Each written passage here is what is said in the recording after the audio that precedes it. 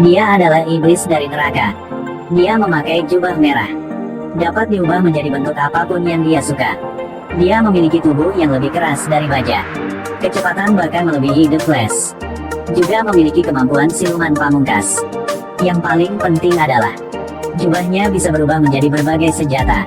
Memiliki jubah ini adalah kekuatannya berlipat ganda. Tapi untuk mendapatkan kekuatan luar biasa ini, Simmons menderita di neraka selama 8 tahun. Ternyata Simmons awalnya hanya seorang polisi. Selama misi, dia tiba-tiba menemui konspirasi atasannya. Dia dibakar hidup-hidup oleh api. Seiring dengan ledakan yang mengerikan, jalan menuju neraka telah dibuka. Simmons langsung jatuh ke dalamnya. Dia menahan rasa sakit dari api yang membakar selama 8 tahun. Akhirnya menjadi makhluk abadi. Mulai saat ini, jalan balas dendam secara resmi dimulai. Untuk mencegah mantan atasannya terus melakukan hal-hal buruk, Simmons dan Raja Iblis memiliki perjanjian. Dia harus menjadi bawahannya sebagai ganti kekuatan besar. Tetapi setelah dia menyelesaikan misinya, dia harus memimpin pasukan iblis untuk menyerang surga. Simmons yang diizinkan kembali ke dunia manusia, lalu menyelinap ke gedung senjata, tempat bekerjanya sebelumnya. Dia memilih peralatan paling canggih. Setelah itu, Simmons memakai jubah merah, terbang turun dari langit, muncul tepat di depan si atasannya. Orang-orang di sekitar sangat ketakutan. Simmons meraih atasannya di leher, lalu melemparnya ke jauhan. Pada saat Simmons hendak mengakhiri nyawanya, penjaga tiba-tiba muncul, menembak tembakan ke arahnya. Simmons terkena peluru yang tak terhitung jumlahnya, dan lalu dia bersembunyi ke suatu sudut. Tanpa diduga, keajaiban telah terjadi. Semua luka di tubuhnya yang disembuhkan dengan otomatis.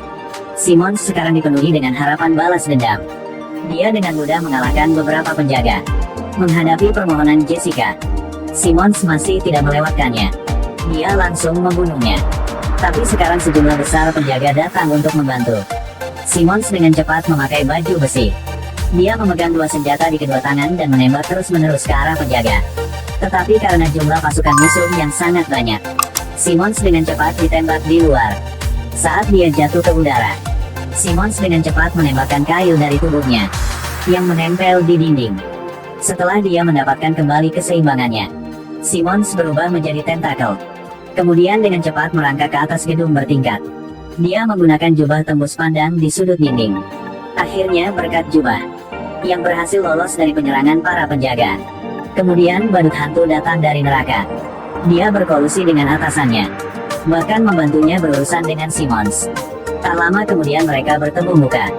Mereka berdua tidak mengatakan apa-apa secara langsung menyerang satu sama lain. Tanpa diduga, badut itu tiba-tiba berubah menjadi monster raksasa yang menakutkan. Saat dia marah, tubuhnya telah mengalami transformasi yang aneh. Akhirnya berubah menjadi bentuk yang menakutkan. Dia meraih Simmons, lalu dorong dia ke dinding. Simmons juga cepat berubah, pegang pistol dan tembak terus monster itu. Tapi monster api neraka itu sulit dikalahkan, yang hanya bisa menghancurkan kakinya.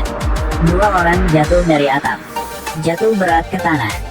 Badut itu ditikam melalui perut oleh batang besi. Simmons berniat untuk mengakhiri hidupnya. Ternyata badut itu menghilang tanpa jejak. Simmons tidak akan melewatkan kesempatan ini. Tapi tiba-tiba badut itu menyerangnya dari belakang. Dia mengangkat Simmons ke udara, kemudian pukul Simmons dan terbang menjauh. Simmons disematkan ke pagar. Tapi karena Simmons adalah antek Raja Iblis, jadi badut itu tidak berani membunuhnya, tapi hanya berani mengejek Simmons. Kemudian seret tubuhnya yang gemuk dan lari. Pada saat ini seorang pria misterius muncul. Dia menyelamatkan Simmons dari pagar besi. Ternyata dia adalah bidadari yang diturunkan ke dunia manusia. Dia juga datang karena dia ingin mengundang Simmons untuk bergabung dengan tim surgawi. Malaikat itu berkata kepada Simmons, Raja Iblis ingin menguasai 3 dunia. Pada saat itu, segala sesuatu di dunia akan berubah menjadi neraka yang menakutkan. Satu-satunya orang yang akan menderita adalah orang biasa. Simmons memikirkan manusia yang lemah. Karena itu, dia memutuskan untuk mengambil senjata, melindungi keadilan. Tapi hal pertama yang perlu dilakukan Simmons adalah mengungkap kekuatan tersembunyinya. Sama seperti itu, Simmons mulai berlatih keras. Kekuatannya semakin kuat. Kekuatan tersembunyi di dalam tubuh juga secara bertahap terungkap. Simmons berpikir bahwa kekuatannya sendiri telah mencapai puncaknya. Oleh karena itu, Simmons mengendarai sepeda motornya untuk mencari badut untuk ditantang. Tanpa diduga, badut itu langsung menembakkan rudal. Simmons dengan cepat berubah jubah yang menutupi moto. Setelah melewati bom, Simmons tidak terluka sama sekali. Ini membuat badut sangat tidak nyaman. Dia menumpahkan minyak hitam ke seluruh jalan. Simmons akhirnya kehilangan kendali, jatuh di tanah. Badut itu terus melaju ke depan. Di saat bahaya, Simmons memanfaatkan jubah itu lagi. Dengan cepat berubah menjadi perisai yang kokoh. Begitu saja, truk itu dengan cepat berubah menjadi ribuan keping. Badut itu juga tertembak ke langit. Simmons juga ada di sana, melangkah keluar dari lautan api. Tapi sesampainya di rumah, dia melihat istrinya diculik oleh si atasan. Dia juga menodongkan pisau ke leher istrinya. Ancam Simmons untuk segera pergi ke neraka. Kalau tidak, istrinya akan berubah menjadi roh. Melihat Simmons tidak setuju, sang atasan langsung menusukkan pisau ke tubuh si istri. Simmons langsung marah. Dia menendang atasannya menembus dinding. Kemudian mengubah lengannya sendiri menjadi lusinan pisau. Bersiaplah untuk menghabisi atasan. Tapi atasan tiba-tiba mengatakan bahwa dia sendiri menanamkan sistem kontrol di tubuhnya. Selama jantungnya berhenti berdetak, maka bom akan meledak. Saat itu semua orang akan mati. Simmons menemukan cara. Dia menemukan solusi. Mata Simmons bersinar. Dengan mudah membuka tubuh atasan. Kemudian dapatkan benda kontrol di dalam. Tapi saat itulah, istri yang mati tiba-tiba dihidupkan kembali. Lalu lemparkan tendangan ke Simmons. Ternyata istrinya adalah badut yang berubah menjadi semua plot miliknya. Dia ingin menggunakan Simmons untuk membunuh atasannya. Kemudian menyebabkan kedua bom itu meledak bersama. Mengambil nama Simmons untuk menghancurkan umat manusia. Orang yang meninggal akan menjadi tentara neraka. Rencananya terungkap. Badut memutuskan untuk membunuh Simmons. Dia meraih lengan istri asli Simmons, ingin mencobanya. Tak disangka, bidadari surga datang tepat waktu, berhasil menghentikan perilaku badut. Di saat bahaya, badut itu bergegas kembali ke neraka. Simmons dan bidadari itu juga mengejar di sana. Di bawah neraka, badut itu memiliki kekuatan jahat yang sangat besar. Bidadari bukan lagi lawannya. Sangat cepat dia dikendalikan olehnya. Melihat badut akan membunuh malaikat. Di saat bahaya, Simmons dengan cepat melepaskan kekuatannya sendiri, berhasil menyelamatkan malaikat. Lalu lawan monster itu sendirian. Simmons menggunakan lengan senjatanya untuk berubah menjadi pisau. Pukul monster itu dengan keras.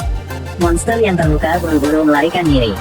Tapi saat mereka belum tenang, Raja Iblis membawa pasukannya ke sini. Simmons dengan cepat melepaskan kekuatan tersembunyinya, berhasil memperpanjang waktu serangan pasukan besar. Pada saat itu, dia membawa malaikat itu kembali ke dunia manusia. Tapi monster neraka tidak memaafkannya dengan mudah. Mereka mengejar tepat di belakang. Simmons diserang oleh monster. Saat hendak menelan Simmons, di detik terakhir, Simmons berubah menjadi baju besi yang melepaskan kekuatan. Kemudian berubah menjadi ribuan batang besi. Tusuk menembus kepala monster itu. Kemudian berubah menjadi rantai. Remas lehernya.